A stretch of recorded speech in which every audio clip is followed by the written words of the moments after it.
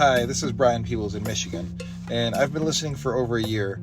And when I started listening, I was trying to figure out if starting a PI business was the right next move for me, and the podcast has been instrumental in moving forward with that decision. I appreciate that Matt always seems to ask his guest the exact question that I'm thinking. You know, for a veteran investigator and business owner, Matt has a great ability to think like those of us that are just starting out and ask the questions that we would want to ask. So thanks a lot, Matt, and keep it up. The Campbell Group offers best-in-the-industry pricing, service, and coverage for private investigators. With more than 25 years of experience in the industry and over 3,000 PIs insured nationally, the Campbell team has the expertise to make sure you have the coverage you need. Submit an application and receive a quote within 24 hours. Let them know you're a PI Perspectives listener on your application for $50 off your yearly premium. Do you enjoy our podcast and the guests we bring you? Since 2019, Matt and his team have done their very best to give you amazing shows each week. If you feel like our show has helped you to be a better investigator, or maybe even inspired you to become an investigator, please let us know. We're looking for testimonials. Drop Matt an email with a recorded 20 to 30 seconds of you talking about this podcast. You can also email him something verbal about the website. His email is matthews@satellitepi.com. And if you really feel blessed for having this content, consider supporting Matt and our show by joining Investigators Toolbox. You really have to see version 2.0. And at just 49 cents a day, it's a no-brainer. Now let's jump in to this week's episode. Welcome back to this week's episode of PI Perspectives. Matt decided not to skip a week after all, and we're back to our regular format. This week, we welcome Sal Lifrieri.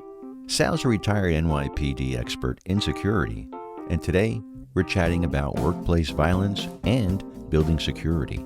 Sal recently conducted a free webinar on the subject and has a great free tool to help security consultants keep buildings safe. Please welcome Sal Lifieri and your host, private investigator Matt Spaier. And welcome everyone to another episode of PI Perspectives. This is Matt Spaier, your host. Today I'm very happy to welcome back Sal Lifieri to the program. Sal, I want to welcome you back. How you doing? Oh, feeling good, Matt. Doing good. Appreciate the opportunity to get some time to chat with you. It's been a while. Yeah, it's been a while. I guess the last time we talked to you is probably over a year ago.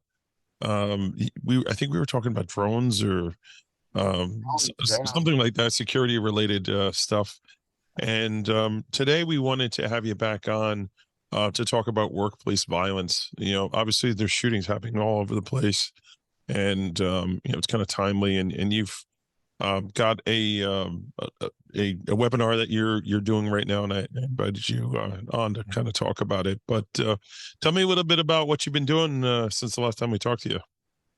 So obviously, you look at what's going on around the world. I mean, the problems that we face locally, right, have a tendency now to start, precipitated by events that happen around the world. And, it used to be worried about if you had a property, you worried about the property from the street in. But now we have to start worrying about things that are occurring globally and what the potential implications are for us locally.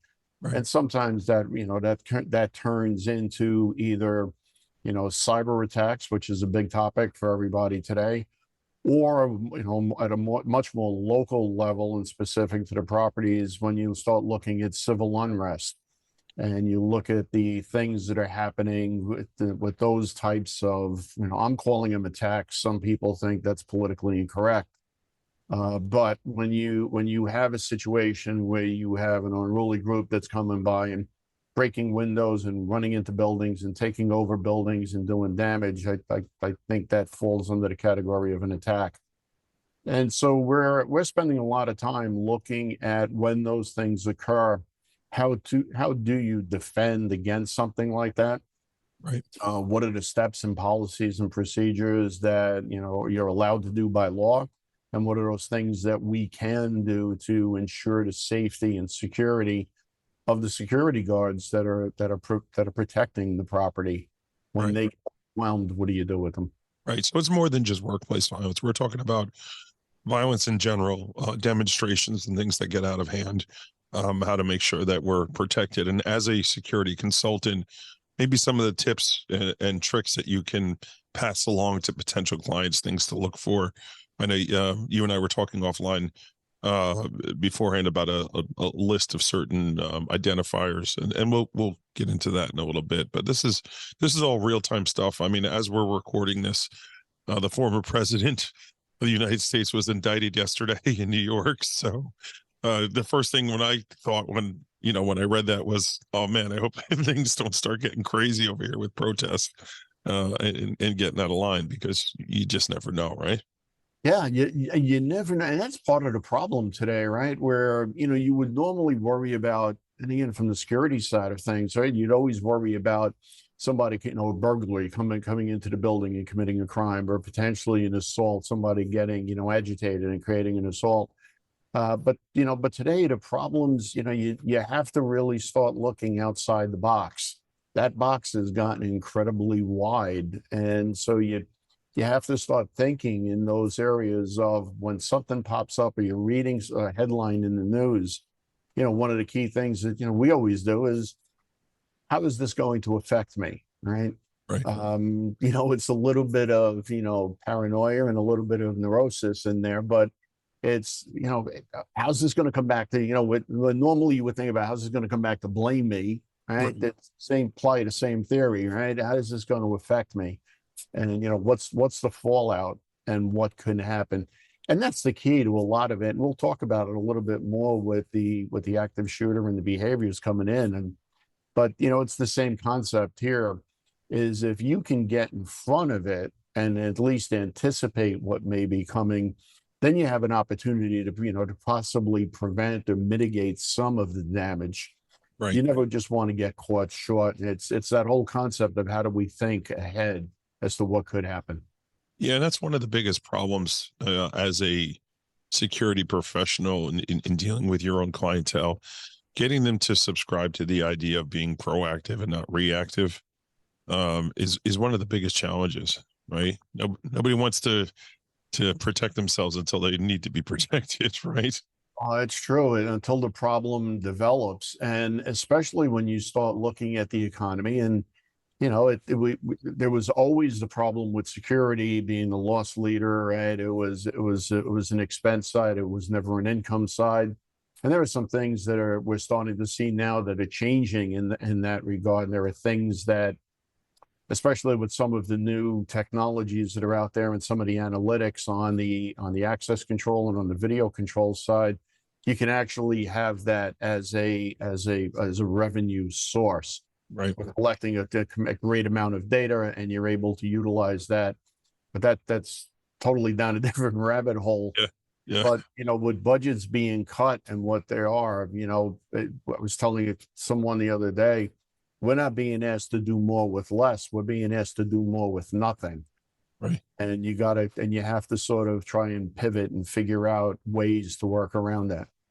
What's your thoughts on this whole facial recognition software? It's another thing that's been a hot topic here in New York, Madison Square Garden, Radio City Music Hall. They implement it, they use it, and they're using it to ping in lawyers that are suing the establishments. It's been a whole interesting back and forth. How do you feel about the biometric stuff here? Do you think it's something that's a necessary tool for doing what you do? I understand both sides of the argument. I think when people I'm sort of perplexed by the whole argument, quite honestly, right? I get both sides of it. If you have attorneys that are suing you, showing up to your facility, you wouldn't allow them free and open access to your office. So I kind of get the argument that you don't want somebody who's suing you to come into the facility and just continue that part of it. On the flip side of it, I also understand that you're going into a public venue and that they're using it and they're trying to keep it down. They don't want you inside the facility, and so I kind of get get both sides of it. Right. But again, I think that the other night I was doing a talk out at St. John's University's the Graduates Business School, and the MBA program, and was talking to the students there. And I brought up this point similar to what I brought up at Pepperdine not too long ago in California. And that was, there's this whole argument about, the biometrics and being able to read your fingerprints and being able to read and where's that data going? And oh my God, you shouldn't be used against me. And yet we all do it. We go on our cell phones and we readily give up the biometric data. Right, or fingerprints, or pictures. You give up the fingerprint, right? Yeah. It's not resident just on the device, right? Your facial recognition is being used on your phone to access your phone as the it's like the courtesy, right? To be able to get onto your phone and make life easy for you. Yeah. And we do that, and we all do it, and we all do it openly, and we're okay with it. And I'd love to know, at what point do we draw that line? You can't have it both ways. You can't be willing to give up your biometrics and all of that personal data on your phone to be able to get a flashlight app, and then complain when it's being used in other ways, when it's being potentially in a security situation. Yeah, So I think that cracks me up the most is the 23andMe. The DNA, we're literally giving up your genetic code and not realizing, that someone's taking all that data, like it's being stored somewhere. If you think it's not being used for something, you're a fool, right? And what I told the students was, I said, listen, I get the fact that you need it to be able to survive in society today, right? To be able, everything revolves around your phone and all of the data. Right. I said, you come, of course, knowing that they knew full well that I came from the intelligence world out of the NYPD, and they said, so, about Big Brother watching. And I said to them, so you're upset about Big Brother watching you to try and protect you, and yet you give up this data freely. And aside from the fact that they're taking all of your data and marketing it, you don't even get a free month's phone call. So you don't get a free telephone as a result of it. They're taking your data. So if it doesn't piss you off that they're taking your data, it should piss you off that they at least should pay you for it. Exactly. Just give me something back for it. Right. Other than more ads and an ability to spend more money. Sounds like a class action lawsuit in the making. Here we go. Somebody's light bulb just went off somewhere. So that's crazy, man. And these are the things you see, right? So as a security consultant, obviously that's your thing. You had mentioned, former NYPD. You have a distinguished background in the work that you've done, and you've parlayed that into consulting and all that. So, I mean, what are the different types of things that you see when you go out, whether it be let's talk a commercial building. What type of assessments do you make when you get there? Like, what does that look like? So obviously, again, we try and do it from, instead of starting at the building itself, you start to go from the outside and work your way down, right? And you start looking at where is it located? What's the area that it's in? Is it next to a potential terrorist target? One of the things that we do, even in our executive protection programs, is the person we're protecting may wind up, have no threats at all and be, Mother Teresa. But if that person is sitting next to someone with a threat, that becomes a real problem, right? So, the effect of the attack on that person is going to affect you. So we do the same type of thing. You start from the outside, kind of work our way towards it, and then start looking at, okay, where's the building located? What are those defensive or critical infrastructure capabilities that the building has to resist, those natural tendencies to resist, right? And part of that is sort of that CEPTED, right? Where you're looking at the design elements that have been put into the building that hopefully give you some security, capability as a result of it. And then you start looking at the tenancy and start seeing who the tenants of the building are and what are those issues. Because again, you have a tenant who's maybe very high profile, who creates a situation, not intentionally, but creates a situation. We had a great example in one of our buildings that we provide consulting for. Was remember the pharma dude, the guy who raised the drug price up to Oh yeah. I watched a Netflix documentary on that. Yeah, Shkreli, right? yeah, He and he raised the price overnight to 7,000% or whatever the number was. yeah. He was a tenant in the building, and so it generated protests and people coming to the building and protest. And now they weren't looking to obviously demolish the building, and they just wanted to get their point across, and they effectively did. But the short of it is, it's those type of things where sometimes it's not just I'll roll the doors locked, that a camera is working. It's a matter of understanding what some of those, it falls into, in sort of a slight way, the difference between asymmetric and symmetric threats. And so they become the asymmetric threat, right? So you have to kind of pay attention to that as well. Right. And that's sort of the holistic approach that we take to it. Right. And that, how long typically does an assessment take? Like, walk me through you get the initial phone call, you've done working your way out to working your way in there. How long does a typical project like that work? Getting the bones structure set up. If you're dealing with let's say a single structure, right? A commercial real estate property and just one particular building, we're not looking at the portfolio, we're just that one particular building, you're probably looking at about 2 weeks worth of work.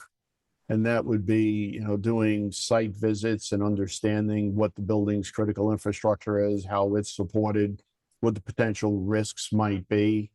Right. If they have a particular interest in something, or if they have a particular concern, taking a look at that, looking at air handling systems, looking at the elevator systems, looking at access intrusion control, the alarm systems, if any of that. And some of the systems that would include, if is there anything that was built in for active shooter? Right. How do you handle the elevators? You have an active shooter comes in, gets onto the elevator and tries to get upstairs. What do you do with a recall, and where do you take them? Where do you send them? How do you handle that? Yeah. And what capabilities do you have for that recall capability? Definitely. So in all, probably about 2 weeks worth of time, we would probably meet with architects and review the architectural plans as well. If there's any current construction and then new construction going on. Right. Make sure you build that safe room in there. Right. Budget the safe room. So yeah, this is a good place to take a break here. So I think we're going to jump out, and when we come back in, I do want to double down on the active shooter and the workplace violence, and really start digging into the webinar that you're going to do and the training and all that. So everybody sit tight, and we will be right back. You guys have been hearing for a long time about how much I love Crosstracks, but now you're going to hear from somebody else. So we got George Gerges here. George is a member and a user of Crosstracks. George, tell me real quickly what you love about Crosstracks. The simplicity of using it and the ability to customize everything that you could do with Crosstracks is awesome. It actually allowed me to take the way that I do my business and implement it into their system. And not only am I able to manage 10 or 15 cases, I'm able to manage 50 to 100 cases with the same effort. Fantastic. So Crosstracks, the case management system, they are SOC 2 certified. Basically, that's an encryption, really an upgrade. They're the only ones out there that are doing it. So please support this great sponsor that supports our show. Check them out. The links are in the show notes. Crosstracks, if you're an investigator, you should be using them today. Check out the PI Institute of Education at piinstitute.com. Since 1989, Kelly Riddle has been teaching on subjects such as surveillance, nursing home investigations, insurance fraud, domestic investigations, hidden assets, and accident scene investigations. The PI Institute of Education is a featured learning partner in the investigatorstoolbox.com. So check out the free content on the site, then visit the Institute for more great savings on additional classes. I want to talk to everybody today about ScopeNow.com. ScopeNow has been a big-time sponsor of this program for quite some time, and I just love their service. I've been using them since the beginning. I'm one of their beta customers, and it's been so awesome to see them grow into the business that they are today, and just how they just keep reinventing themselves and pushing themselves to get more and more information. What it comes down to is ScopeNow is a tool that you definitely need to use if you do social media investigations, any internet research, and really spending less time digging around and looking for information. I think is one of the best points of how ScopeNow can help you. Their AI platform, their analytics are amazing. You really get an idea of what you need. You're reducing the time, you're reducing the manpower that you're spending on doing this research, because they're essentially doing it for you, and they're doing it correctly, which is most important. One of the new things that they're actually offering is this flagging system where you can flag behaviors and really highlight and look out for fraud. If you're doing a lot of fraud research, this is a fantastic tool, and you can set up alerts. So you have particular people that you're looking at, you can actually set up alerts to get notifications when the criteria that you set up is actually is flagged and goes off. It's really, really amazing. And their relationship and association analytics are top notch, really cutting edge and really, really cool. When they brought that out on version 3, it was a game changer. I mean, really being able to see how people interact together and having that relationship, analysis is really, really something that's cool. One of the other things about being involved with ScopeNow is their ability to offer webinars. Their team is cutting edge on putting together and getting out really, really great content. If you're a member of ScopeNow, if you know who they are, you've seen them around on LinkedIn, you'll know that they're constantly doing webinars on these new websites that are coming out, and they're really staying on top of it. And don't forget, any reports that you generate, you can actually white label those reports and put your own logos on and really make them look professional, which could equate to more billing for you as well. So check them out today. It's www.scopenow.com. They're a great, great company. They should be one of the tools in your toolbox, along with whatever kind of search engines you do. You need to make sure that ScopeNow is a part of that suite. Scopenow.com. And welcome back to PI Perspectives. This is Matt Spaier, your host. Today we're with Sal Lifrieri. Sal, welcome back to the program. Great to be back again. Yeah. So before we took a break, we started, talking about active shooter situations in buildings, and being proactive and just kind of understanding that, and whether it be, a disgruntled employee, workplace violence related issue, or a protest that kind of goes overboard, things get out of control. Or even, one of these school type situations, which unfortunately just seems to keep popping up and popping up. So tell me a little bit about this webinar. When is it taking place, and what exactly are you doing?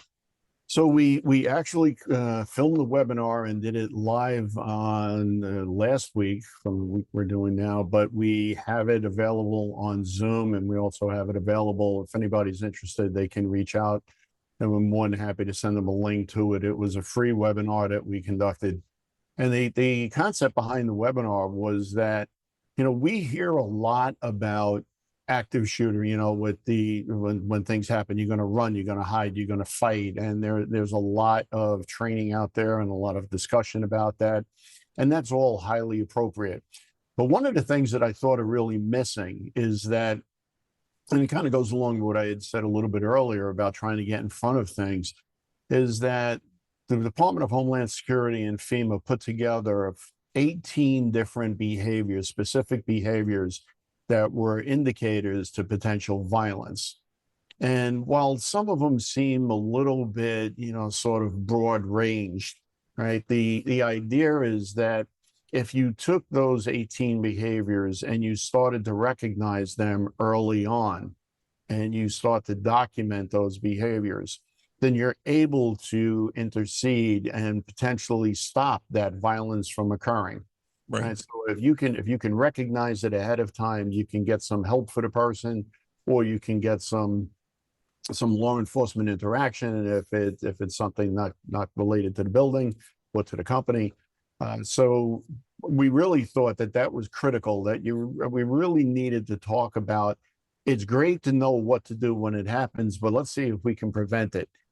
So So what we did was, who are you having those conversations with? Is that like an HR department, or like who would be responsible for looking out for those red flags? so ideally the risk managers in the companies would be number one, or the HR departments, obviously. Of course, they're the ones that would receive some of the reports and some of the complaints.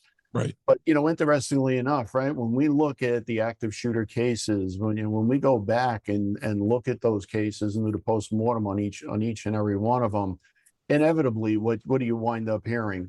It's just, gee, we knew that guy was going to go postal. We knew that girl was going to have a problem. She was going to do that, right? We knew that person had that issue. We saw it coming. Well, if you saw it coming, you should have said something. Right. So I don't think that there is really enough guidance and understanding on the front side of it. So security directors would also be ones that would be able to be a source of information, right? You have the guard services that are out there that have way more interaction with the public and with the tenancy of the buildings or within the organization than we recognize. But pre-COVID, or actually in the middle of COVID, we started to look at, they were trying to cut down the amount of guards that you had at a building. And what was actually it was before COVID. How many guards, do you really need? And can we close it down and, and cut the budget and save some money? And what I did was I created this metric that started to look at how many people come into the building and how many interactions security has with those individuals, with the tenancy. And if you got, for simple numbers, if you have 5,000 tenants in the building, 5,000 people are in there, and they come walking in the morning, the guards are noticing 5,000 people walking in. And then that 5,000 people going home at night. And then you looked at, from the turnstile registries, we started to realize that about 30% of the population was going out to lunch and coming back an hour or two later. Right. So now you have 10,000 people. Now you got, 30% of that, right? About another 3,000 coming in and out. So during the course of the day, those guards are looking at, and then you put in visitors and packages and what have you. So they're looking at maybe 20,000 interactions a day that's not being recognized or responded to, right? Who's taking that 2-hour lunch though? That's what I want to know. I want that guy's job. Martini lunch, right? Exactly. But and then you start, when you start doing the math on that, you look at 5 days a week and you multiply that by 52 weeks out of the year, all of a sudden now you're looking at potentially 1 million interactions that security has. Wow. And so you realize that there's a lot that we're seeing and, that just kind of gets ignored, not from the security side, but from management looking at these things. So they're a great source of intelligence information, right? They know the people. They'll see somebody coming in and saying, Sal was always well dressed, but man, you see Sal this morning? He looked like he didn't sleep last night. He looked like he felt, he slept in his clothes. And all of a sudden now they'll start recognizing those things. And it's a great source of intelligence information. So security obviously is a key part of it. HR is a part of it for those that pick up a phone and call. Risk managers, and even just the regular corporate staff and, the employees, when they have the interactions, with each other, they'll recognize those problems. So what we did in the webinar was we went through the 18 steps, the 18 behaviors, not steps, but the 18 behaviors of what the potential indicators of violence was. And we tried to explain it, saying, listen, if you have a person who's very, it was sort of a jovial, friendly sort of an individual, and now all of a sudden you're hearing him talking about, violent issues and barroom brawls. You look at him and you go, you'd never expect him to be in a barroom brawl. Sure. And here now he's talking about that, right? Someone who all of a sudden, where you would believe that all he read and all he would talk about was Sports Illustrated and the sports season's coming up. And now he's reading Soldier of Fortune magazine. Where'd that jump happen? Exactly. Right. So we tried to break down and make it a little bit more, yes, these are the behaviors, but let's understand what the behaviors are and how can we apply them. And we created what we're calling an assessment tool, indicators of potential violence assessment tool, that identifies the 18, but more importantly, gives some sort of structure to it, so you get a little bit of guidance as to what it is. And it's kind of funny because when we first thought about it, we said, "Oh, this is probably something that's going to be, it's common sense." And then you realize when you start looking into it, yes, it's very simple, but when you try and apply it, you kind of get stumped. So we created the tool, and the tool is free, and be more than happy to anyone who's interested in receiving it, reach out to you or to me, and I'm more than happy to give them a copy of Yeah, it. we'll have your contact info in the show notes. I'm sure folks can do it. I would say there's probably a good part of this. So like you're counting on also the community within that structure to keep their eyes and ears open, right? If you see something, say something, and teaching them what to look for, I think is a good place to start, right? How can you say something if you don't know what to look for, right? If you don't recognize it, yeah, and more times than not, things become just discounted. And again, these aren't things where, you know, Sal's always a friendly, jovial guy, and then he comes in one day and he's busting up furniture and he's screaming around and raving, yelling. Speaking out. That's Tuesday in my world, but Exactly right. but with it, these are things that over a sort of a period of time are going, evolve over.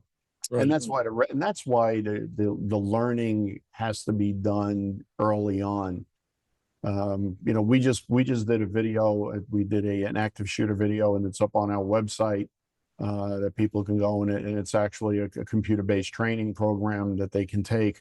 And we cover a lot of those specific issues, right? We talk about dealing with, active shooter situations, understanding the potentials to violence ahead of time. Mhm. So it's something worth taking a peek at. Definitely.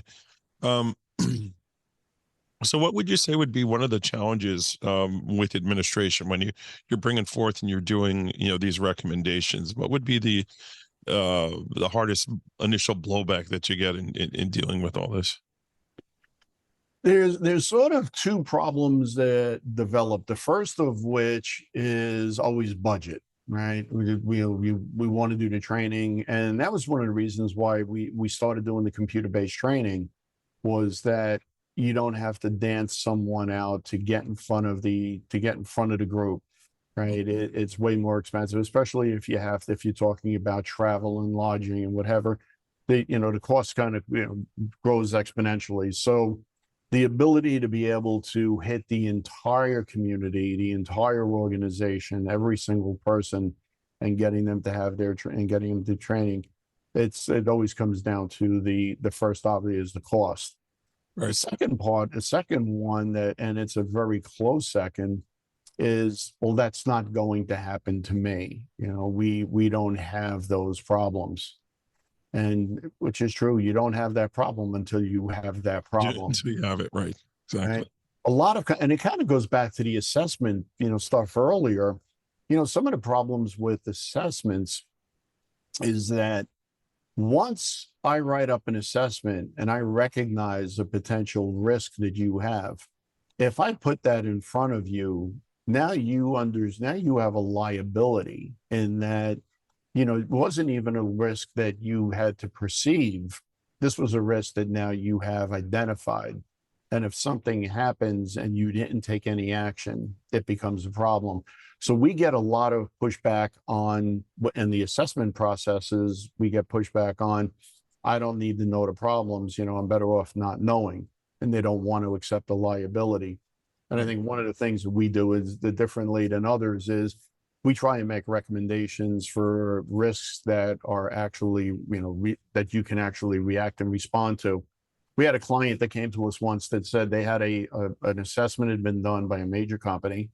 And one of the things, they were located on 57th Street in Midtown Manhattan, which is a major thoroughfare, as you know. Right. lanes crossing both ways, and you have to cross town traffic. And one of the recommendations in it was that they were susceptible to truck bombs, so they should keep trucks off 57th Street. Yeah, come on. That's not gonna happen. I mean, they try and do it on 14th Street. You see signs, no trucks allowed on 14th Street, and you see trucks like take a picture of the truck driving next to the sign saying no trucks on 14th Street. Yeah. Come on. Yeah, there's a there's a risk, right? And then if something was to occur, so you can't keep the trucks down. Could it have been something that, hey, potentially maybe some minor blast mitigation we could have done in the building? So things along those lines. But when it comes to the active shooter and that, getting people to understand it, and then probably the third thing is the fear of even having the conversation is something that you have to try and overcome.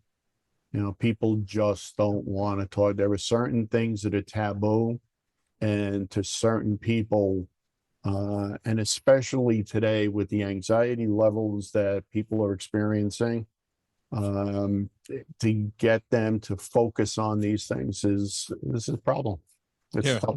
And I'm sure after they happen, the phone's ringing off the hook, right? Every time some psychopath does something in the workplace or at a school or something, it's like, okay, now we got to look into it. And I feel like if you don't proactively nail them down at that particular point to make the commitment to do it, they may forget, or just, oh yeah, we'll get to it. We got something else that's more pressing right now, and then, it never ends up happening until the next one, right? So, the things like, especially with the active shooter, right? When you start looking at the ability to lock down rooms, lock down offices, you don't want, you'd love to have safe rooms and, in all locations, but, when you start going through, and we're more than happy to do assessments for active shooter to come around and take a look at the facility and make some recommendations as to how you can tighten it up. Excuse me, sometimes it's with, a relatively simple door lock, but, come up with some sort of devices and some form of, it doesn't have to be sophisticated technology. Right. Sometimes it could just be, a simple door latch. Or a window that can sustain, gunfire. Yeah. That's the big issue right now. If somebody got into a building with glass that wasn't tempered, it's that kind of stuff. Hindsight's always 20/20, right? Yeah, and that's part of the assessment that we're happy to go out and do and take a look at. And so we try and sort of they want to get something done, but they tell you they don't have the budget for it. Right.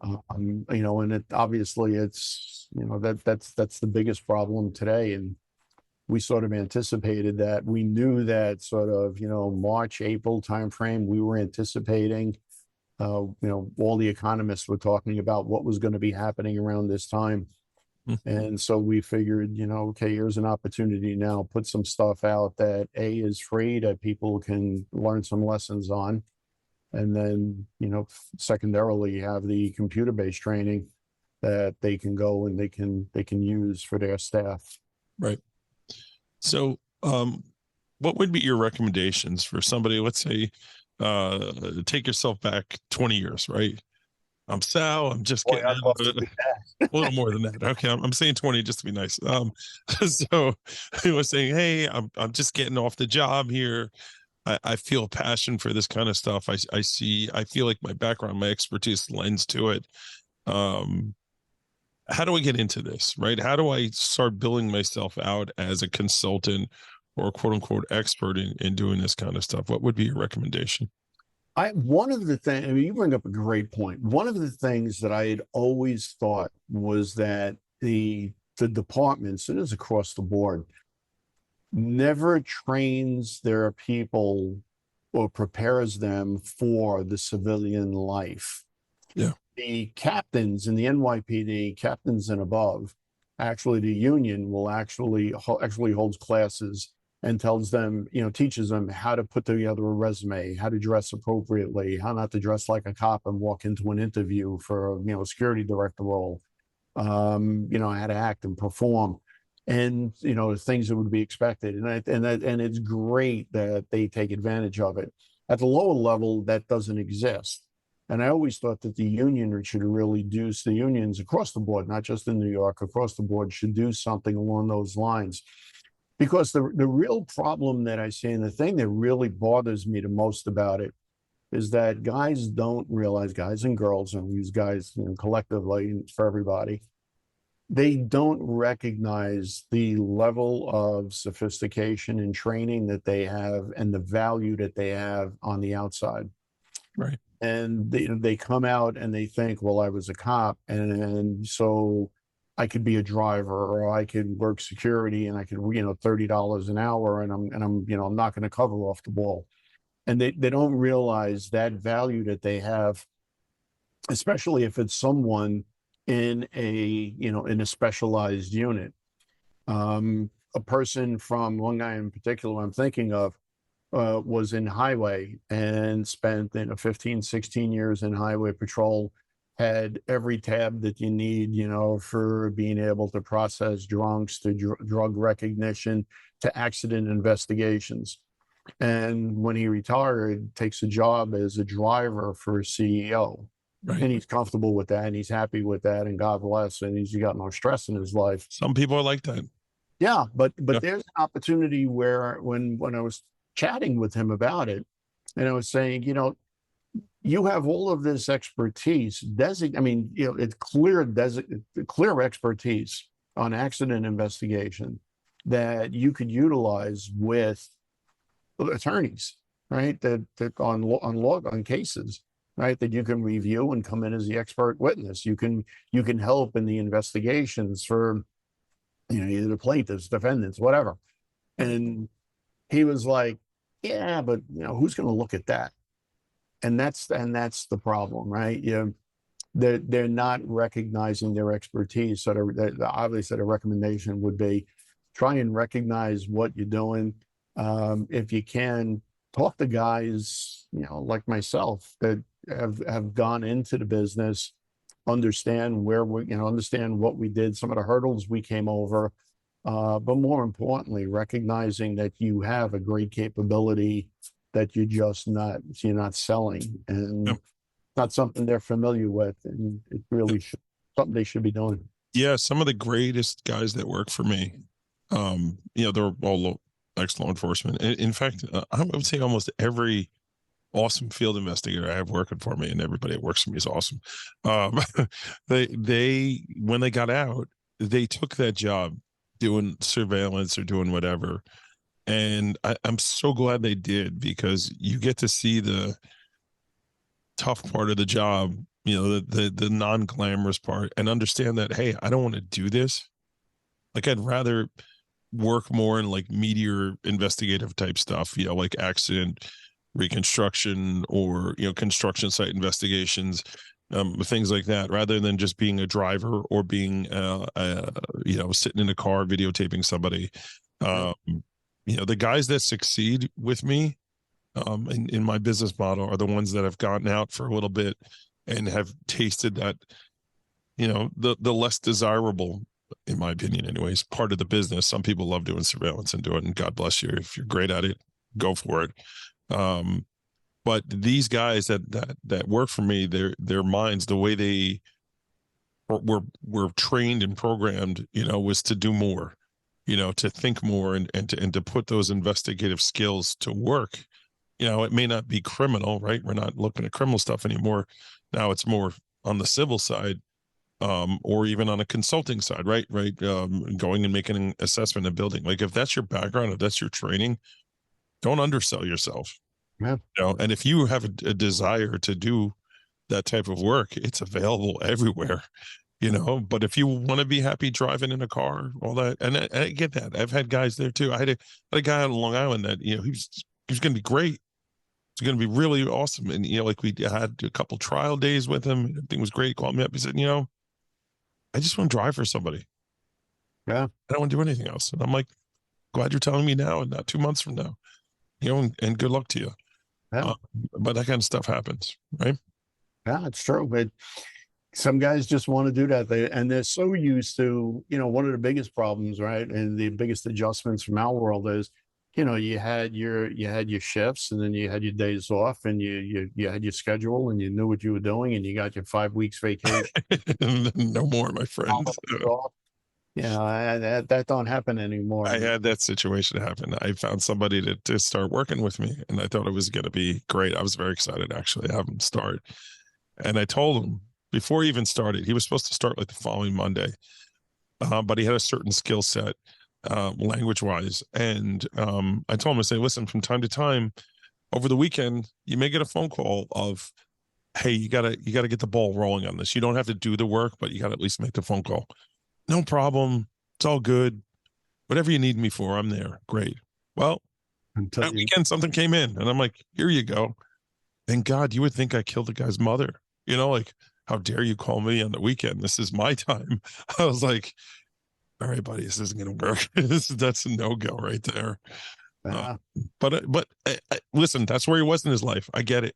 I totally get it. And it's like, you either want to work or you don't want to work. There's really no in between. Sure. Not in this business. Even if you're saying, oh, I'm only want to work on part-time or whatever, consultant. Yeah, okay, that's great. But if you're going to work, you got to do the work. So all right, I feel like we're starting to go off on a tangent here, so this is probably a good place to put a bow on it. Sal, it's always great to talk to you, man. You are really a fountain of knowledge when it comes to this stuff.